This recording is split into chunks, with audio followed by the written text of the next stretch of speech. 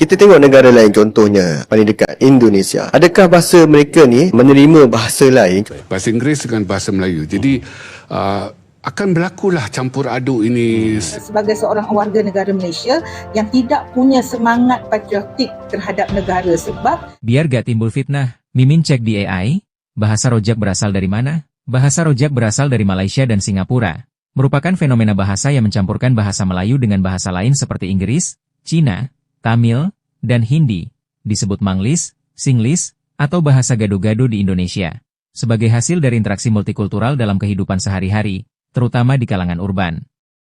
Istilah rojak sendiri berarti campuran, seperti pada hidangan rujak, mencerminkan keragaman bahasa yang dicampur-adukan dalam percakapan.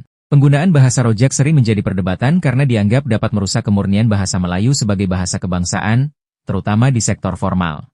Bila kita dah biasakan penggunaan campuran bahasa asing dalam kehidupan kita, nanti dalam 100 tahun akan datang, apa akan terjadi pada bahasa Melayu kita? Bahasa kita akan pupus. Itu baru masuk kenaan dengan bahasa campuran. Itu belum lagi, ada yang setengah-setengah daripada golongan yang lain yang menolak langsung penggunaan bahasa Melayu dalam kehidupan mereka. Isu yang terbaru tentang seorang pakcik Cina ni, yang dia message Grab. Dia tulis dalam bahasa Cina. Tapi dalam Grab tu, dia ada tulis penggunaan bahasa Melayu ataupun bahasa Inggeris. Tapi dia degil juga, nak juga bahasa Cina sebagai bahasa komunikasi. Dengan katakan, ni Grab ni Cina yang buat, kena lah bahasa Cina. Dia bukan soal nak kena guna bahasa Cina juga. Dia soal bahasa komunikasi ni yang telah ditetapkan oleh sesebuah negara. Kita tengok negara lain, contohnya paling dekat Indonesia. Adakah bahasa mereka ni menerima bahasa lain, contoh bahasa Cina ataupun Inggeris ataupun bahasa India, dia terima pakai dalam negara mereka untuk gunakan sebagai bahasa perantara dalam negara? Tidak, ia menggunakan bahasa Indonesia sendiri. Contoh macam Thailand, bahasa kebangsaannya adalah bahasa Siam, jadi gunakan bahasa Siam, cakap Siam. Sama juga dengan negara-negara Arab, Turki, Belanda, Jerman, Spanyol pun sama, mereka menggunakan bahasa kebangsaan mereka. Apa bahasa kebangsaan mereka? Bahasa kebangsaan daripada bangsa yang mereka duduk tu sendiri. Jadi sesiapa yang daripada luar negara datang ke sesebuah negara, mereka kena kuasai lah bahasa tu. Bukannya ego sendiri guna bahasa sendiri dekat negara orang. Dia jadi bercelaru kat situ. Kenapa bahasa kita ni, bahasa Melayu ni, tidak lagi diguna pakai? Adalah kesilapan diri kita sendiri, yang mana kita tak amalkan bahasa kita ni betul-betul. Memanglah saya akui, saya pun kadang guna juga bahasa rojak, campur juga bahasa Inggeris, dan campur juga bahasa negeri-negeri lain untuk memudah cara kolonial. Tapi bila saya fikir balik, saya tak boleh amalkan terus benda tu. Dia akan beri impak kepada cucu cicit kita nanti, dan menyebabkan bahasa Melayu pun akan terpupus dengan sendirinya. Kalau katakan kan, susah bahasa Melayu, bahasa Inggeris, okey, memang boleh bahasa Inggeris, tapi jangan lupa Malaysia ni, nation ni adalah apa? Malaysia ni adalah tanah Melayu. Jadi bila katakan tanah Melayu, asalnya adalah bangsa Melayu. Jadi pada bangsa Melayu, penggunaan bahasa dia adalah bahasa Melayu. Adakah bahasa Cina asalnya? Adakah bahasa India asalnya? Adakah bahasa Arab asalnya? Adakah bahasa Inggeris asalnya? Tidak. Dia adalah bahasa Melayu. Dan bahasa Melayu ni yang telah dipertuturkan sejak daripada zaman purbakala lagi. Daripada zaman Kedah Tua lagi. Zaman Kerajaan Sriwijaya. Lepas tu zaman Majapahit. Dan kemudian sambung terus pada Kesultanan Melayu Melaka. Saya nasihatkanlah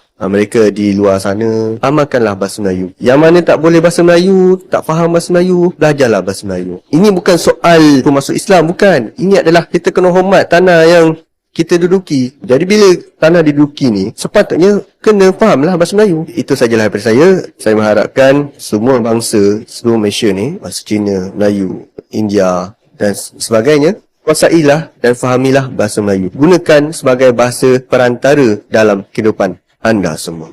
Di sini kita dapat lihat bukan segan sajalah.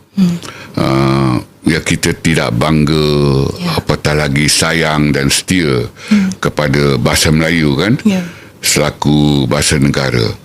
Dan dalam hal tak bangga, tak sayang dan tak setia ni, kita dapat lihatlah ada faktor penjajahan minda di situ dan juga krisis identiti. Barangkali untuk memperjelaskan hal penjajahan minda ini ataupun krisis identiti ini, saya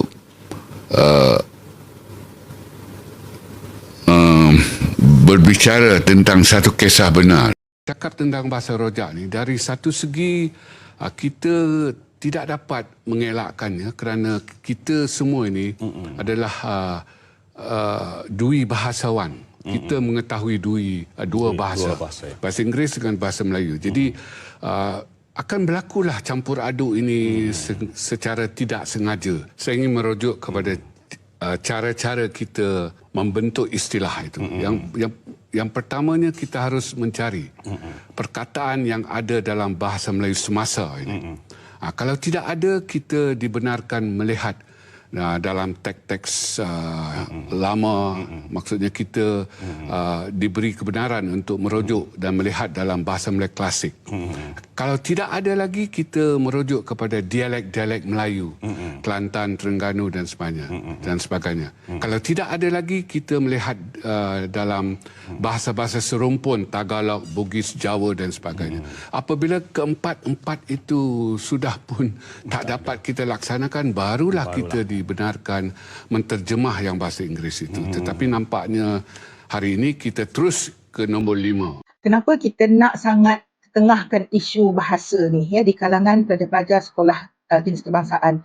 Sebab bagi kita rasa penguasaan bahasa Melayu yang lemah di kalangan pelajar-pelajar sekolah jenis kebangsaan ini membimbangkan sebab dia memberi gambaran pada kita bahawa mereka akan membesar sebagai seorang warga negara Malaysia yang tidak punya semangat patriotik terhadap negara sebab bahasa kebangsaan itu dipandang leteh. Bahasa kebangsaan itu tidak diambil sebagai satu bahasa yang patut dipelajari, patut dikuasai. Pertama. Yang keduanya, since bahasa merupakan jiwa pada bangsa dan kita sebagai bangsa Malaysia, sebagai orang Malaysia, bahasa Melayu ataupun kita panggil sekarang bahasa Malaysia sepatutnya dijadikan sebagai satu kebanggaan bila nak belajar pasal bahasa Malaysia ni. Since bahasa kebangsaan Malaysia adalah bahasa Melayu, bahasa Malaysia, gagal menguasai bahasa kebangsaan memberi gambaran bahawa gagal merasai kebanggaan kita sebagai warga negara Malaysia, sebagai anak watan Malaysia.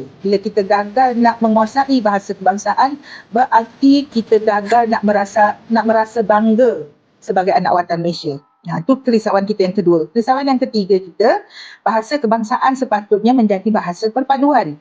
Bahasa kebangsaan itu sebenarnya dia jadi bahasa pendidikan, dia juga menjadi bahasa pertuturan kita setiap hari, dia juga menjadi bahasa perpaduan di antara kaum. Dia sangat penting untuk negara seperti Malaysia yang berbilang kaum. Jadi bahasa kebangsaan sepatutnya menjadi bahasa perpaduan.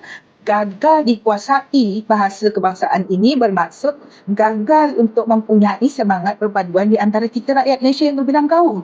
Jadi bila mereka tak merasai keperluan untuk bersatu padu dengan bahasa, itu merisaukan. Rojak language, or the art of changing from one language to the next, sometimes within a couple of sentences.